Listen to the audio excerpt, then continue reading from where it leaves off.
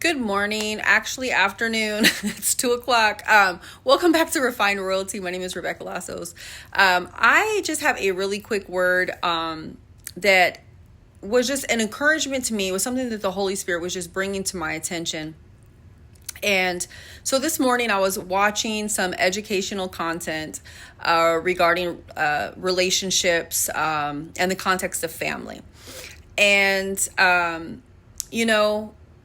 what it did is it caused me to remember the truth.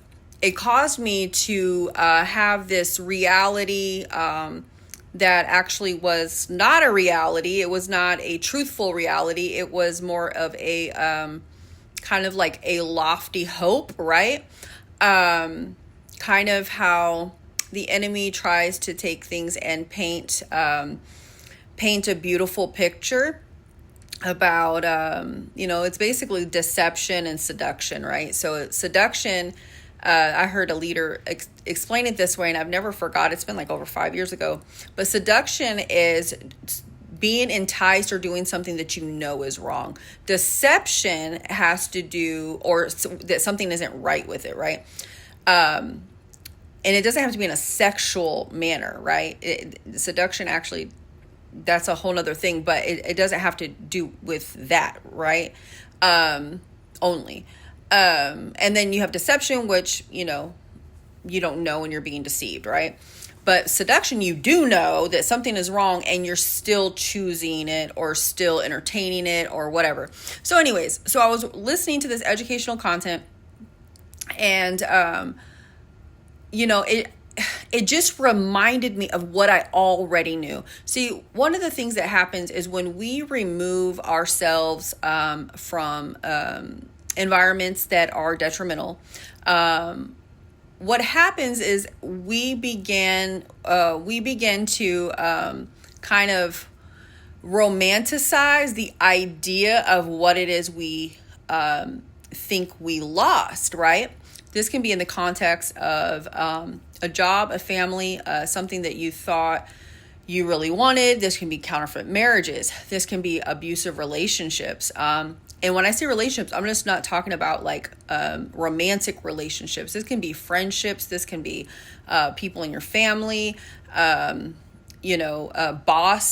coworker. I mean, there's just so many things, right? But what happens is when you're removed from it, we forget the sting. We forget the pain.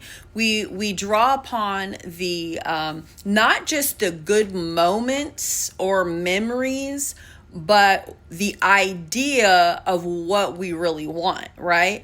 A healthy relationship, a healthy environment.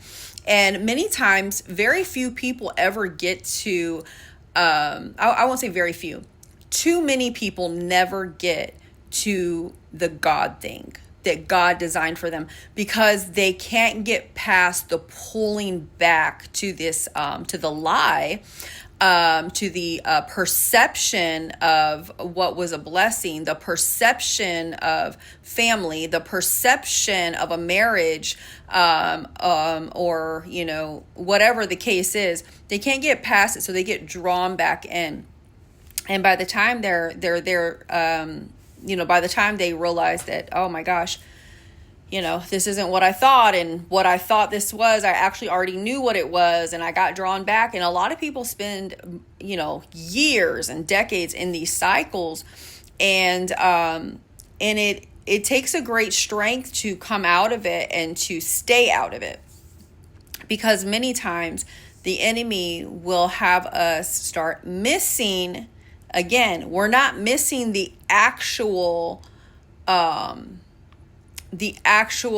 reality of what that brought us, right? The fruit of what was brought in our life.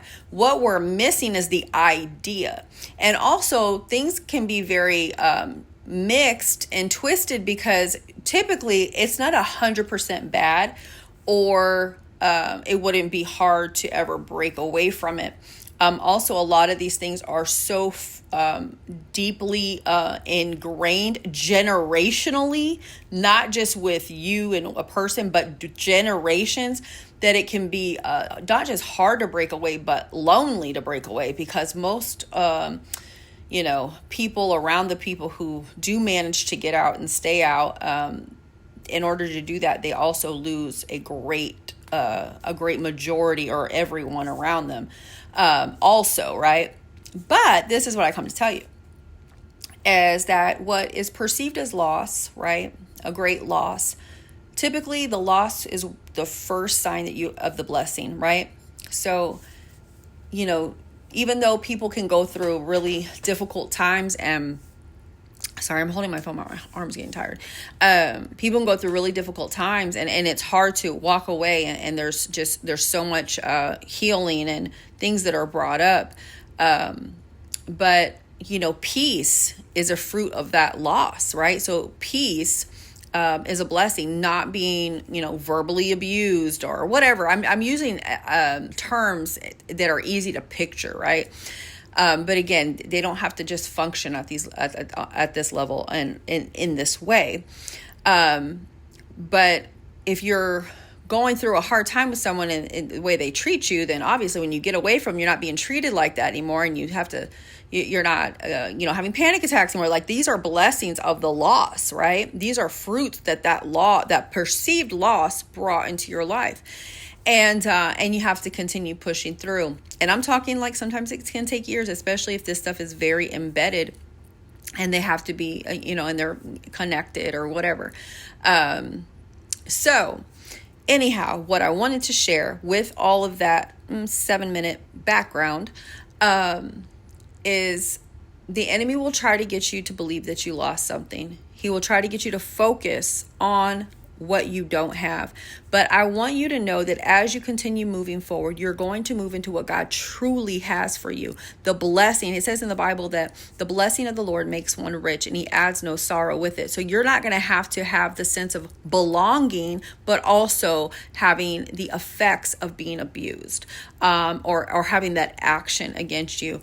And I just encourage, if these examples are something that you have gone through, to seek the Lord, to seek healing, therapy, communion with other believers, different things like that, and give yourself time. Give yourself time, because I promise it gets better. This is what my background is in and what I want to continue going to school for.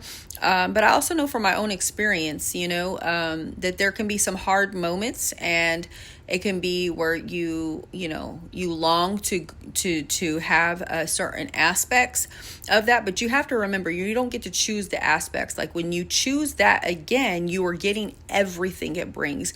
You're you're choosing everything it brings with it, right? And while you may not be choosing the actions of a person, and you definitely don't deserve it, right? But when you go back to something God's pulled you out of, you are choosing the fruit that comes with that action, whether intentionally or unintentionally.